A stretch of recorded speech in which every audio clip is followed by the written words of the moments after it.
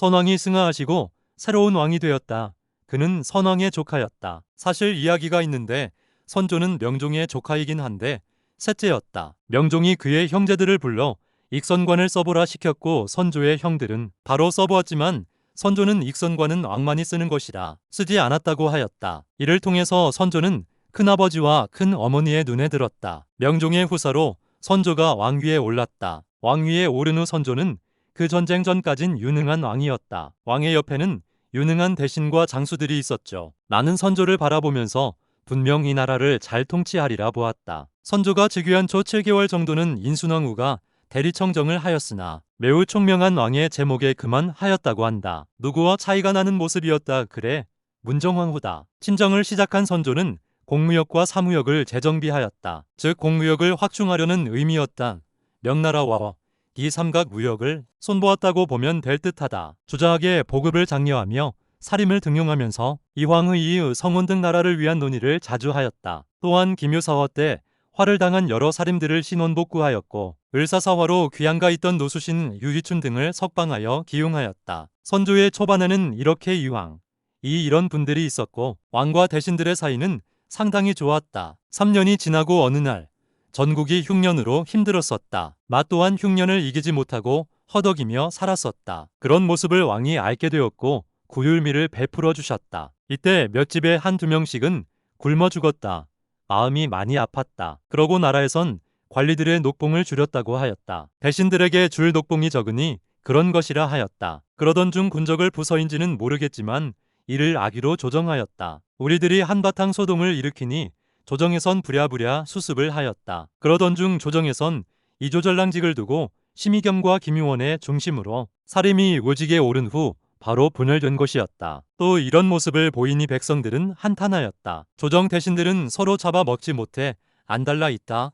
개판인 것이었다. 그래도 왕은 나라시를 현명하게 대처를 하였다. 그런 어느 날 진도에서 이수라는 사람이 뇌물을 주고 받은 사건이 터졌다. 좀 더 자세히 말하면 이수가 윤두수, 윤근수, 윤현 등에게 뇌물로 바쳤다는 정보를 입수하여 이 사실을 조정에서 터뜨렸다. 사화로 번지지 않았고 선조가 적당한 선에서 끝냈다는 것이었다. 잠시 잠잠해질까 했는데 경상도에서 군사들이 자벽에 대해서 항의하며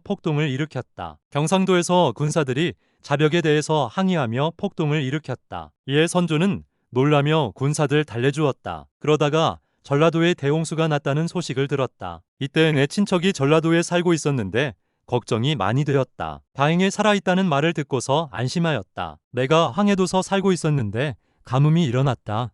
분명 몇 년 전에. 기근으로 인해 죽다 살았는데 또 기근을 겪으니 엄청 힘들었다. 여진족들이 경원을 약탈하러 왔고 이를 신립장군과 신상절 장군 등이 막아내었다고 하였다. 그리고 여진족들이 경흥을 약탈하러 왔을 때 그곳을 지킨 장군이 있었는데 다들 잘 알고 있는 그 이름을 모르면 간첩인 그분이 있었다는 것임을. 그리고 왜구들이 남부지방에 쳐들어왔고 이들을 막아내기에 급급했다. 이때 조정에서는 왜국과 외교를 단절해야 하니 많이 이런 말들이 들었는데 말도 되지 않는 말이었다. 국교를 단절하면 외구 처리에 대해 어떻게 할 건지 대책 없는 말인데 이는 말이 되지 않는 말이다. 거기다가 이일 장군이 건의한 말이 돌았다.